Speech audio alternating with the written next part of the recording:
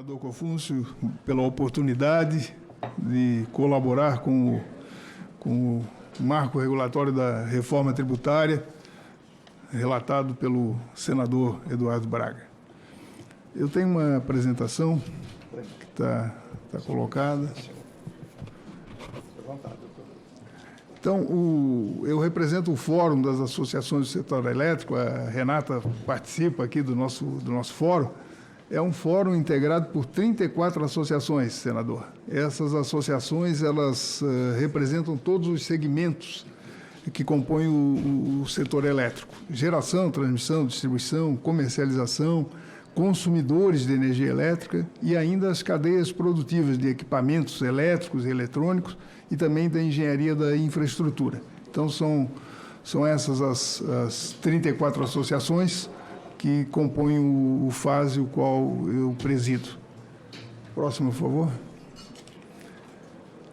O FASE, como você ouviu ali, tem uma diversidade de associações e, portanto, de interesses, mas nós convergimos em poucos pontos, né? E esse nós temos defendido desde junho de 2024, a primeira manifestação nossa. Nós criamos um grupo de trabalho no FASE e esse grupo manifestou o seu ponto de vista em duas ocasiões, uma em junho de 24, ao Ministério de Minas e Energia e à Câmara dos Deputados, e em agosto de 24, para o Senado Federal. Então, são propostas de emendas, são comentários que agora a gente vai apresentar rapidamente. Próxima, por favor. Então, as contribuições de consenso. O que é que significa isso? Que cada associação de per si, ela tem seus pleitos, mas os de consenso são esses. Primeiro, o diferimento ao consumidor final, que ele visa estabelecer que, no momento da ocorrência, o fato gerador do IBS e da CBS, nas operações de energia elétrica, ela se dará apenas no momento de comercialização para os consumidores finais. Depois a gente vai detalhar um pouquinho melhor isso. O cashback, que atinge a tarifa social e, portanto, a classe menos favorecida, a gente propõe que o cashback seja feito simultaneamente. Apresenta a conta de luz, paga a conta de luz e já recebe o desconto na mesma hora, para não haver delongas, justamente para uma classe que precisa disso.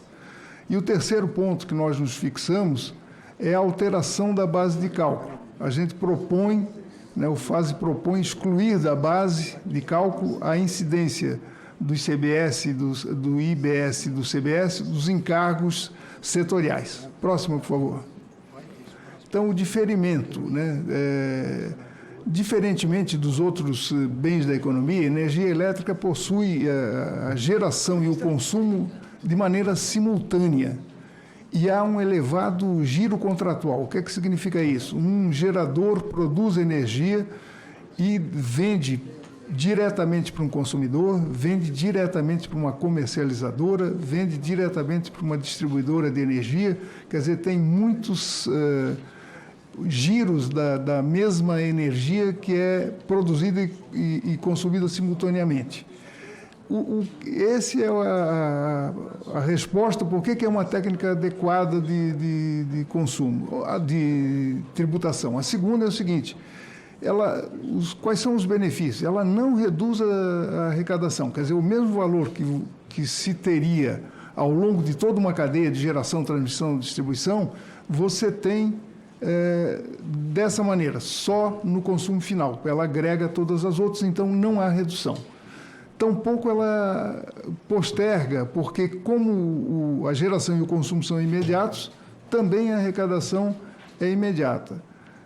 Gera eficiência e simplificação. Por quê? A própria essência da reforma é a simplificação, O modelo brasileiro de tributação é ineficiente.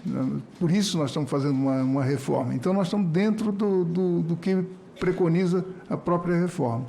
E conta com o apoio do governo. É bom a gente dizer isso, que nós tivemos várias reuniões com vários ministérios, mas destacamos a CERT do Ministério da Fazenda, que está de acordo com essa proposta do FASE e se propôs, inclusive, a nos ajudar na aprovação.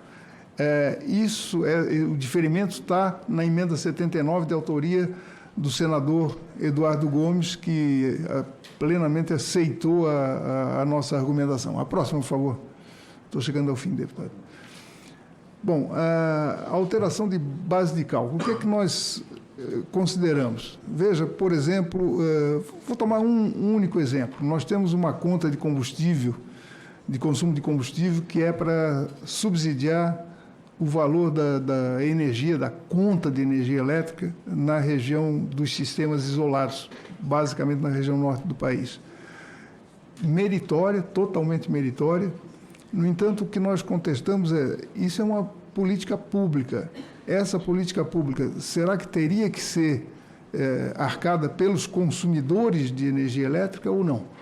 Então, a gente acha que é uma bitributação, porque eu já tenho uma oneração do subsídio dentro da minha tarifa e da minha conta de energia elétrica. E aí eu vou pagar imposto sobre isso, né? Então, é o mesmo princípio do cálculo por fora que foi eliminado, né? Que a gente botava ICMS dentro do valor da conta e aplicava a alíquota sobre ele. Então, esse já foi eliminado, mas o princípio é o mesmo.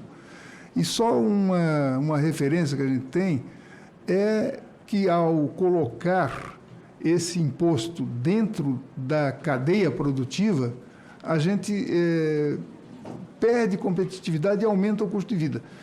Senador, nós temos hoje, na composição do custo do pãozinho nosso de cada dia, 30% é energia elétrica. A hora que você bota um aumento de custo na energia elétrica, imediatamente você aumenta o preço do pão, porque ele vai ser repassado.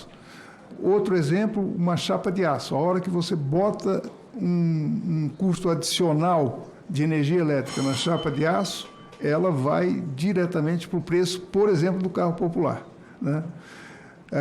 O último exemplo para encerrar, alumínio, por exemplo. Se eu tiver uma conta de combustível, uma conta de desenvolvimento energético, CDE, você paga hoje cerca de 16 a 17 dólares.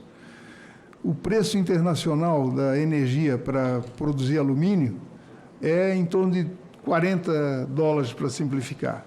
Se a gente arranca de 16, 17 dólares no Brasil, não há como uma indústria brasileira competir com 40 dólares, porque 26 dólares, 24, 25 dólares, eu não consigo energia em nenhum lugar do mundo. Então, a hora que considerar que isso vai integrar o custo de uma cadeia do alumínio, por exemplo, pode esquecer alumínio primário no Brasil.